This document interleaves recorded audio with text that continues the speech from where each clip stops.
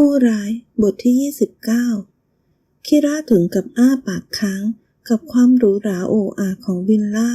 ทันทีที่รถของรีสอร์ทเล่นเข้ามาจอดและส่งลงตรงหน้าดาริยาวิลล่าที่ตั้งชื่อตามชื่อเต็มของแม่คุณพามที่แต่งงานใหม่กับเดวิดสามีชาวสวิตเซอร์แลนด์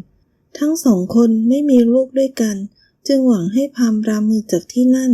แต่พามกลับไม่รับข้อเสนอเพราะไม่พอใจแม่ที่ทิ้งเขาให้อยู่กับพ่อและแม่เลี้ยงซึ่งก็คือแม่ของพัด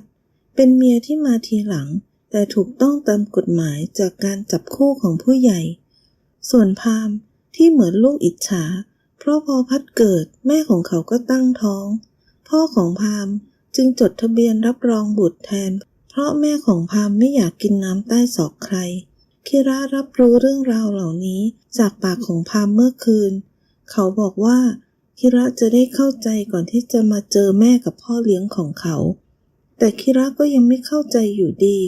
เพราะหากเป็นเขาหรือคนอื่นคงรีบตะคุบไว้ไม่ทันเมื่อได้ยินว่าดาริยากับสามีไม่มีลูกด้วยกันและต้องการผู้สืบทอดกิจการทำไมกันนะที่นี่สวยมากเลยฮะ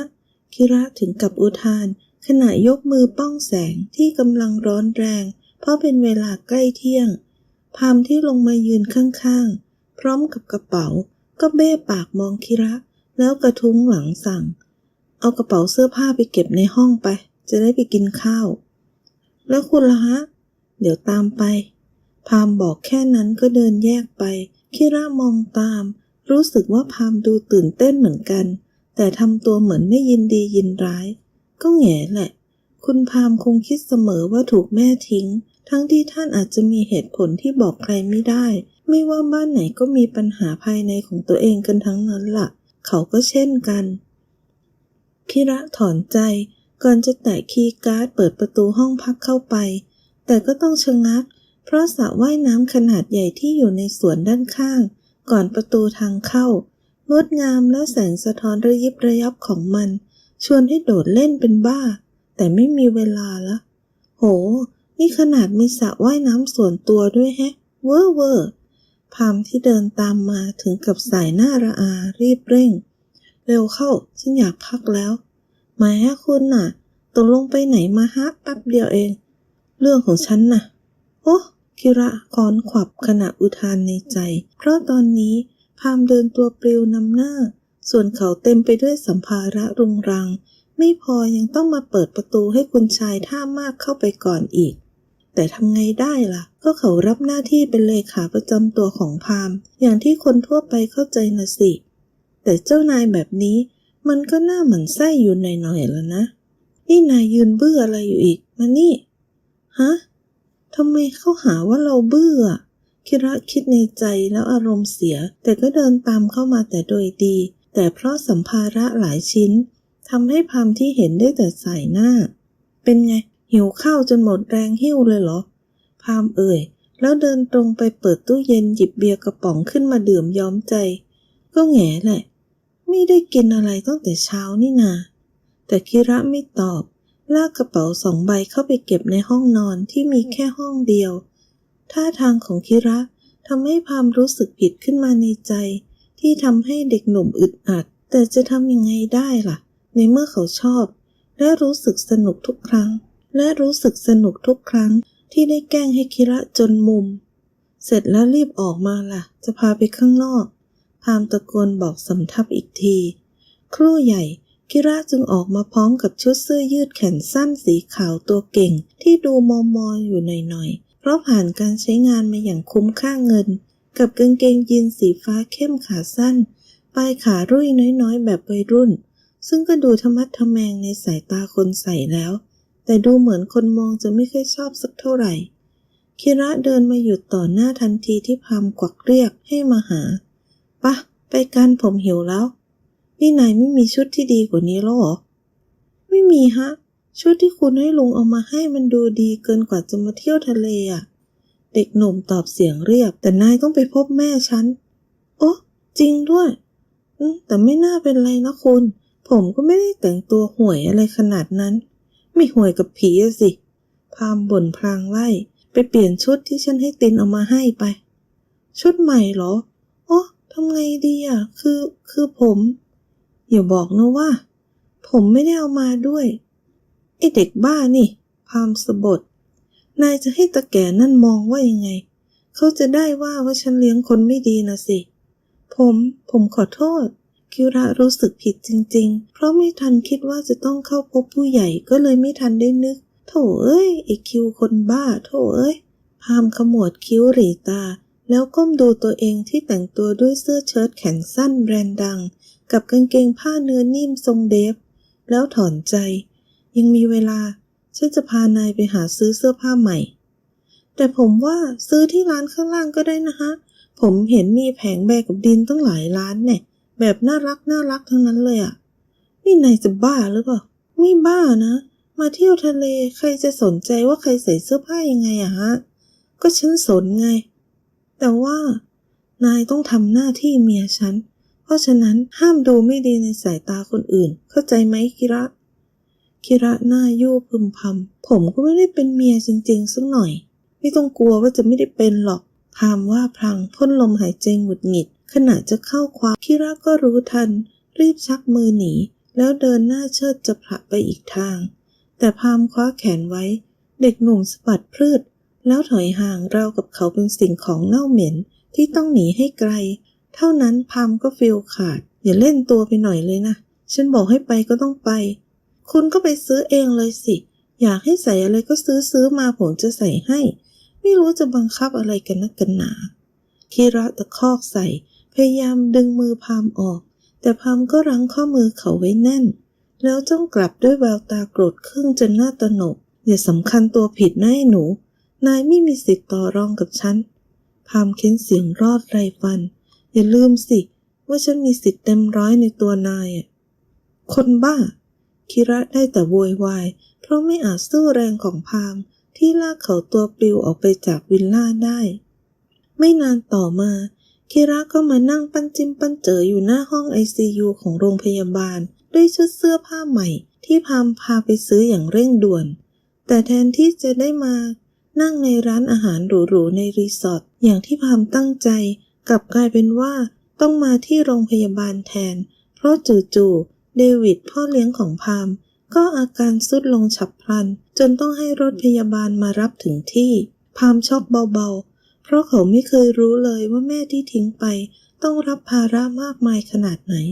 ทั้งดูแลสามีที่ป่วยหลายโรคและรีสอร์ทที่ติดอันดับต้นๆของรีสอร์ทชื่อดังในเกาะสมุยคิระที่พยศอยู่เมื่อสายก็ต้องพักรบชั่วคราวเพราะคอยอยู่เป็นเพื่อนพามเงียบๆเขาเป็นอะไรอ่ะพามถามแม่ที่นั่งหน้าซีดอยู่โดยที่เขานั่งอยู่ข้างๆแม่ไม่เคยเอ่ยปากบอกคำว่ารักหรือห่วงใยแต่สายสัมพันธ์ระหว่างแม่กับลูกนั้นทำให้พามอดเป็นห่วงแม่ไม่ได้เขาเป็นโรคหัวใจเพิ่งทำบายพาสไปไม่นานนี้เองแต่ว่าดูเหมือนอาการจะทรุดลงอีกเมื่อกี้แม่แค่ขึ้นไปเลือกชุดให้เดวิดใส่เขาอยากใส่มาเจอลูกแม่ก็เลยทิ้งเขาไว้ตามลำพังเมื่อเจออีกทีก็ล้มลงไปแล้วพามฟังแม่พูดไปสะอื้นไปจึงหยิบผ้าเช็ดหน้าจากกระเป๋าเสื้อส่งให้เขาเป็นหนักมากเหรอครับดาริยาพยักหน้าก่อนจะปาดน้ำตากับผ้าเช็ดหน้าของลูกพามสบตาคิระที่นั่งประกบอีกข้างและมือข้างหนึ่งกำลังแตะหลังแม่ของเขาลูบขึ้นลงปลอบใจเขาก็ได้แต่รู้สึกผิดเพราะอคติในใจแท้ๆเขาปล่อยวันเวลาผ่านไปเป็นสิบปีโดยที่ไม่เคยรู้อะไรเลยคิระฮะไปหาอะไรกินไปแล้วคุณน่ะไม่เป็นไรแต่ว่านายหิวไม่ใช่เหรอพามพยักพเยิดให้คิระรับรู้ความรู้สึกของพามก็พยักหน้ารับแล้วรีบลุกขึ้นทันทีก็ได้ฮะงั้นเดี๋ยวผมซื้ออะไรมาให้คุณกับแม่คุณกินนะฮะพามตอบรับแค่นั้นก็หันไปให้ความสนใจแม่ต่อคิระถอนใจก่อนจะหันหลังจากเดินไปอีกทางที่ร้านอาหารด้านล่างโรงพยาบาลดูหรูหราโอ้อาสมกับเป็นของโรงพยาบาลเอกชนชื่อดังคิระเดินสำรวจร้านไปพางกดโทรศัพท์ไลน์หาพามไปพางสักพักอีกฝ่ายก็ส่งสติกเกอร์หน้าบูดมาให้ตามมาด้วยข้อความสั้นๆมีอะไรคุณจะกินอะไร นายกินอะไรก็ซื้อนั้นแหละแล้วแม่คุณล่ะแล้วแต่นายแค่นี้นะแค่นี้เหรออะไรก็แล้วแต่งี้เหรอคิระมุ่นคิ้วเพราะนึกถึงราดหน้ามื้อที่แล้วได้อยู่สิ่งที่เขาชอบดูเหมือนพามจะไม่ค่อยชอบสักเท่าไหร่แต่พามก็ยอมกินว่าแต่ตอนนี้เขาจะเอาอะไรให้พามกับแม่กินดีนะเด็กหนุ่มเดินไปเดินมาหน้าร้านอาหารจนตัดสินใจเลือกข้าวผัดอเมริกัน2 กล่องที่ดูหน้าตาแล้วพอจะไปวัดไปวาได้สักหน่อยส่วนรสชาตินั้นไม่ค่อยแน่ใจเท่าไหร่ส่วนเขาเลือกกินก๋วยเตี๋ยวราดหน้าเส้นใหญ่เหมือนเดิมอร่อยแฮะรสชาติคล้ายที่แม่ทำเลยอร่อยจังคิระเรียกเส้นราดหน้าอย่างช้าๆไม่รีบมากเพราะคิดว่าที่พามไล่เขาลงมาเพราะคงอยากคุยเป็นการส่วนตัวกับแม่เขาจึงคิดว่าจะปล่อยเวลาอีกนิดน่าจะดีจนกระทั่งมีคนมานั่งข้างๆเขาจึงเหลือบมองจานของคนคนนั้นครู่หนึ่งว้าวกินเหมือนกันเลยแฮะคิระเหลือบมองเจ้าของจานราดหน้าครู่หนึ่งจึงสะดุ้งเพราะอีกฝ่ายหันมาพอดีหนุ่มใหญ่มาดเท่สวมเสื้อหนังสีดำมันวาวยิ้มให้อย่างคนอัธยาศัยดีแม้อีกฝ่ายสวมแว่นกันแดดสีดำสนิทแต่คิระจำแม่นมากก็เพราะอีกฝ่ายเป็นนักร้องเพลงร็อกชื่อดังและเขาเองก็เป็นแฟนคลับอีกฝ่ายอยู่โอ้ขอโทษฮะคุณชินใช่ไหมฮะชายหนุ่มพยักหน้ายิ้มก่อนตอบแต่เสียงดังไปผมหิวก็เลยแวะมากินราดหน้าเจ้าอร่อยสักหน่อยแล้วคุณมาทำอะไรที่โรงพยาบาลเหรอฮะป่วยเหรอหรือว่าขอโทษที่ละลาบละล้วงฮะ